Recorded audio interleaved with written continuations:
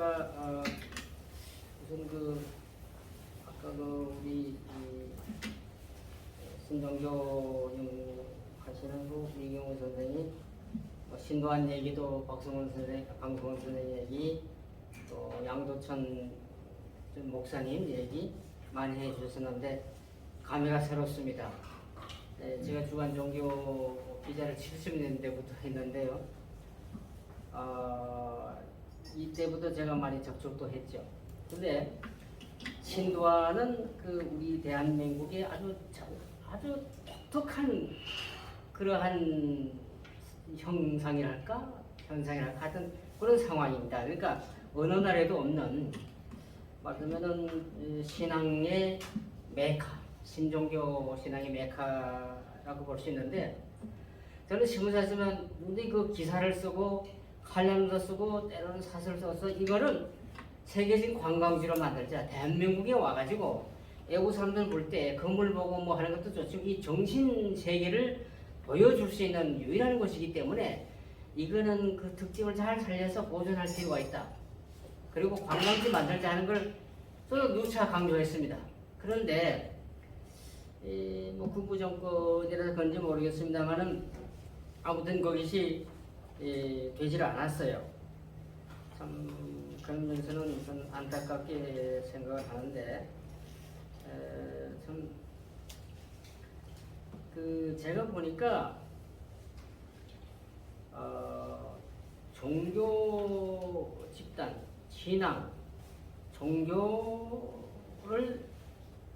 친 사람들은 결국은 결과가 좋지 않다라는 거죠. 역사적으로 봐서.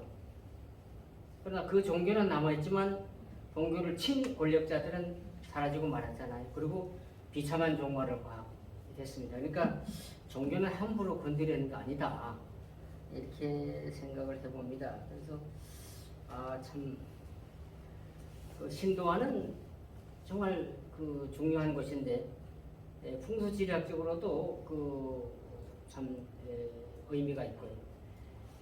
고려를 뒤엎은 이성계 장군이 개성의 민심이 따르지 않기 때문에 새로운 수도를 옮기려고 했습니다. 그렇게 이제 한양을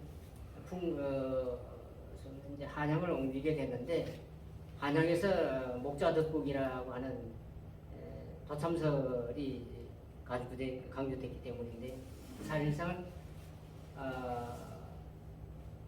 계룡산으로 가려고 했습니다. 그런데 하륜이라는 사람이 반대에 의해서, 그리고 한양이 도읍지가 더 많았는데, 계룡산 자체가 산태극, 수태극을 이루기 때문에 상당히 의미가 있고 하다. 그리고 어떤 모습은 세계의 중심지도 될 수 있다 하는 그런 설도 있었습니다. 그리고 종교 신앙이 거기에 아주 집중적으로 생기게 된 것도, 이거는 달리 생각하고 봐야 하는데 완전히 없애버렸으니까 아쉬움을 저도 가지고 있습니다. 그 다음에 방송원 선생, 우리한테도 많이 찾아오고 하여튼 개파관 보는데 머리는 아주 비상해요. 고아원 만나러가지고 그분 천사들의 머리가 영화도 나왔던 사람인데요. 이그봉이가 상당히 잘 봐주고 있던 사람입니다. 그런데 78년, 79년 그때였습니다만은 말하자면 물신이라는 것도 원래는 자동 무슨 수상화 이런 식의 이름이었어요. 근데 그러지 말고 복잡하게 물신이라고 합시다. 사실 장명은 제가 했습니다. 근데 한강으로 건너가고 온갖 신문사에 가서 사진 찍고 난리를 쳤어요.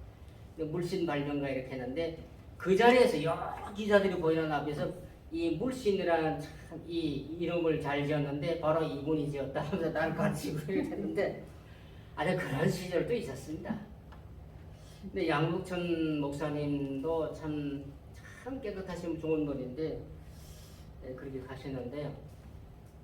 나는 양록천 목사님이 계시를 받아서 이제 말씀은 이렇게 내놓고 하시는 거를 다른 사람은 몰라도 이분 영통하는 분들의 계시받은 분들의 발설은 직설적으로 하는 경우가 많습니다.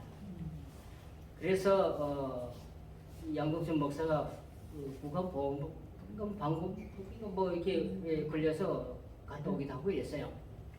어떤 거에 했냐면 틀림없이 붉은 용이 내려온다 이랬어요. 예. 그런데 이거 직설적으로 보면 이해하기 어려워요. 그러나 생각해 보세요. 남북 적십자회담 할 때 내려왔지 않습니까? 바로 그런 거거든요. 이 해석, 말하자면 좀 여과 과정을 거쳐서 발표를 해야 되는데 그런 거 없이 직설적으로 해버리니까 정보 당국에서 볼 때 이게 좀 수상하다. 이렇게 판단할 수가 있어요. 아주 그런 여러 가지 뭐 얘기는 또 많이 있는데요. 그리고 뭐 방송원 선생님 중간에서요. 네. 중간에서 조금만 좀 언급을 해줬으면 좋은 건 그 양도천 목사님의 네. 한 사상이 네. 때가 조금 빨라서 그렇지 예언적인 측면에서 한국적인 상황이나 세계적인 상황이 네. 아주 예언적인 면에서 네. 놀라운 예언을 한 것 많이 있어요. 네, 그렇습니다. 네. 그건 어떻게 보시는지? 많죠. 근데 그분을 기존의 종교, 특히 기독교가 받아들이지를 못했습니다. 난 그 신동환이 저렇게 전개된 거는 그 기독교가 그때만 하더라도 굉장히 그 기세등등할 때였어요. 기독교의 영향도 있지 않았나. 그건 전 완전히 사탄, 마귀지 소굴이다 이런 식의 가 있지 않았나. 그는 그것도 원인이 있지 않나 그런 생각을 해봅니다. 그래서 오늘 뭐 제가 그런 말씀을 드리려는 게 아니고요. 조금요. 예. 내가 부언을 조금 한다 그러면은 양도천 목사님이 보았던 면은요. 지금 현재 한국교회가 현실로 나타나고 있는 상황이에요. 네. 그 얘기한 그분이 과감성 있게 기독교를 떠나서 한민족의 한사상적인 면에서 통일적인 면으로 가면은 네. 한국교회가 앞으로 그런 상황으로 안 가면 정말 비참하게 될 수밖에 없는 현실이에요. 이걸 예언했거든요. 근데 그거 오고 있어요. 그런 면에서 나도 지금 현재 이런 기독교라고 하면은 갖다 줘도 안 해. 나한테 온 우주를 줘도 목숨을 잃으면 소용없다고 하는 것처럼 이런 기독교라고 하면은 나한테 몽땅 갖다 줘도 전 세계에 있는 걸 몽땅 나한테 갖다 줘도 난 고개도 그쪽으로 돌리고 싶은 생각이 없는 상황을 이분은 봤다는 거야. 한양원 회장님이. 이게 굉장히 선각자예요. 말씀하세요. 오늘 그 얘기 하자는 게 아니고 며칠 전에 12월 25일 성탄절을 보냈습니다. 사실 대단히 그날은 의미가 있다고 생각합니다. 예. 그런데 사실 예수 탄생일에 관해서는 어느 기록에도 없다고 합니다. 사복음서에도 없고요. 마리아 성모 마리아께서 뭐 예수 자기 아들 생일도 안 가르쳐 줬잖아요. 전혀 기록이 없습니다. 없어요. 그러면 왜 12월 5일이 되느냐? 12월 25일이 되느냐? 여러 소리 많았습니다. 제가 그 칼럼 썼던 걸 잠깐 네. 사복음서조차 탄생한 달과 날에 대해 전혀 기록되지 않다. 예수 탄생일에 대한 정확한 기록. 따라서 초대교회는 그의 탄생을 축하하는 의식을 갖지 못했다. 탄생일에 관해서는 3세기 초부터 여러 견해가 있었다. 230년경 히폴리투스 교부는 1월 2일을 지지했고 알렉산드리아의 성 클라멘스는 5월 20일, 그 밖에 4월 18일 또는 19일, 3월 28일 등 여러 주장이 나왔습니다. 하지만 모두가 근거 없는 견해들이었습니다. 그러나 모든 자료들이 불확실하기 때문에 전혀 믿을 만한 것이 못 되어서 더 이상 언급되지 않았다고 합니다. 그러나 뚜렷한 탄생일 기념은 두 가지죠. 태양 탄생 축제일로 기리는 12월 25일과 예수의 육신과 영적, 즉 세례랄까 영적 생일을 결합해 기념일로 기리는 주현절, 천주교에서는 주의 공연 대축일이라고 합니다. 라고 부르는 1월 6일이 있습니다. 예수 탄생일은 이 두 가지 설로 압축됩니다. 첫째, 12월 25일 설인데요. 로마 역사에 따르면 336년경 이날을 성탄 축일로 인정한 최초의 기록이 나옵니다. 12월 25일은 로마인들의 이교, 즉 비그리스도교적 축제였습니다. 농신제, 그러니까 12월 17일부터 12월 24일까지 일주일간 있는 이 농신제가 끝난 바로 다음 날이 줄리안 달력으로 12월 25일, 지금의 양력 12월 22일에 해당하는 동지입니다. 낮의 길이가 가장 짧은 날이죠. 그러나 이날 밤 0시를 기점으로 해서 낮이 다시 길어지기 시작합니다. 그 0시에 똑똑한 순간에 다시 길어집니다. 태양이 하늘 높이 떠오르기 시작하는 동지를 기념하는 것입니다. 그래서 정복당하지 않는 태양의 탄생일이라고 불리우는 로마의 이교도 축제일을 예수 탄생일로 함께 기념해 온 것입니다. 이 농신제의 태양 탄생일 축제는 민간에 확고하게 자리잡았기 때문에 기독교의 영향으로 제거하거나 변화시킬 수 없었습니다. 16세기 프로테스탄트, 마찬가지 기독교 혁명조차도 그 절기를 우리가 추석을 없앨 수 없는 것과 마찬가지랍니다. 274년 로마 황제 아울렐리우스는 태양을 최고의 신으로 공경하고 태양 신전까지 건립했으나 이는 당시 태양신 숭배 세력이 어느 정도인가를 말해주는 것입니다. 대단했죠.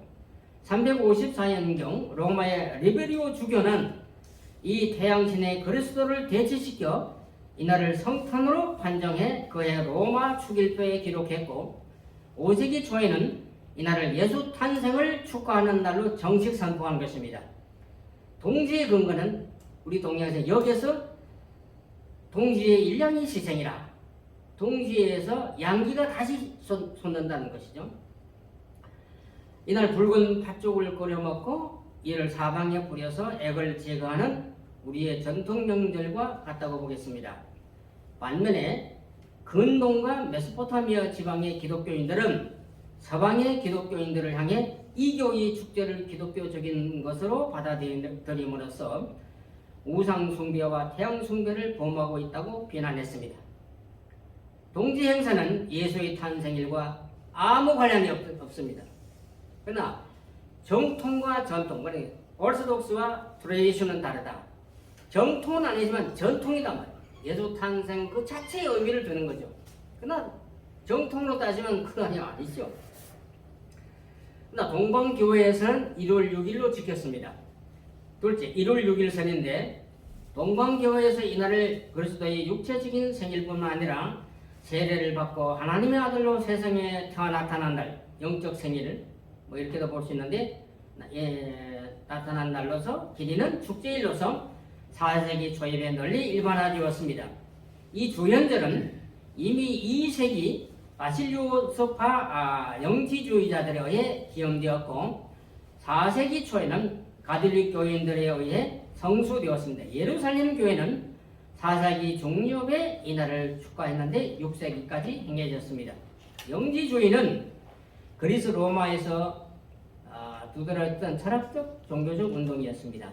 영지주의란 이 명칭은 그리스 그노스코스 즉 신적 계시에 의해 얻어지는 비밀스러운 지식을 소유한 사람이라는 말에서 유래합니다. 초대 기독교에 신비한 영향을 미친 이들을 기독교 최초의 신학자들이라는 관점도 있습니다. 영지주의자들의 1월 6일설은 성경적 근거에서라기보다 영적 신비에 의한 계시적이라고 봅니다. 밀라노의 암브로시오스 4세기경 그다음에 5세기경에 투린의 막시무스의 것이라고 짐작되는 두 개의 라틴어 설교들에서 동정녀로 서든 세례로 서든 간에 1월 6일이 그가 태어난 날이라고 이렇게 말했습니다. 한편 동방교회에서는 예수 그리스도의 탄생, 동방박사들의 경배, 세례자 요한에 의한 예수의 세례 등을 공동으로 기념하기 위한 특별 예배 의식을 채택 주현지는 1월 6일에 거행하기도 했습니다. 그러나 점차 12월 25일 성탄 축일 행사가 서방교회에서 동방교회로 퍼져나가자 안디옥 교회에서는 386년 그리스도의 신성을 반대하는 이단에 맞서 이날에 지켜졌고, 콘스탄티노플이나 소아시아로 전해져서 5세기 말에는 대부분이 12월 25일을 예수 탄생일로 기념하게 됐습니다. 단 아르메니아 교회는 지금까지도 1월 6일을 예수 탄생일로 지키고 있습니다.